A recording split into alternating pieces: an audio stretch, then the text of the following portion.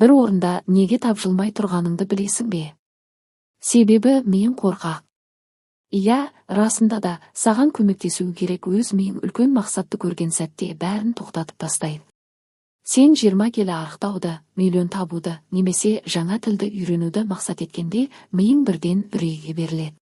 Оның басты міндеті сені аман алып қалып, энергияны үнемдеу. Сондықтан ол үлкен мақсатты жалғыз өзі жеңе алмайтын алып кедергі ретінде қабылдайды. Қорқады, сол қорқыныш сені де әрекетсіз қалдырады.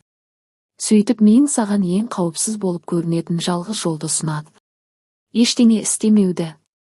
Міне, кейінге қалдыру әдеті осылай пайда болады. Бірақ жақсы жаңалық бар. Біз миыңды өз әдісімен жеңе аламыз.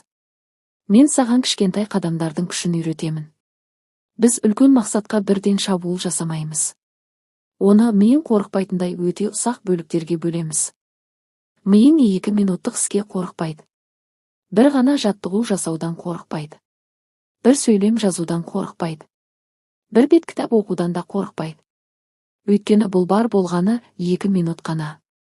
Сондықтан мақсатыңның шыңына емес, дәл қазір жасай алатын келесі кішкентай қадамға назар аудар.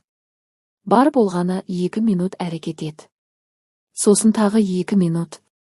Кейін тағы 2 минут. Бір кезде өзіңнің бұрынғыдай қорықпайтыныңды байқайсың. Сен жай ғана жүріп келе жатқан жоқсың. Сен алға қарай екпін алып жүгіріп бара жатасың. Тоқтату қиын болатын серпін қалыптастырасың. Сонда ең биік мақсаттың өзі де қол жетпестей болып көрінбейді. Ендеше үлкен мақсатқа қарап қорқуды доғар. Оның орнына алдағы 2 минутта не істей алатыныңды ойла. Дәл қазір баста. Қорқынышты жең. Бір ғана қадам жаса. Осындай пайдалы әрі танымдық контентті жіберіп алмау үшін арнаға жазылыңыз.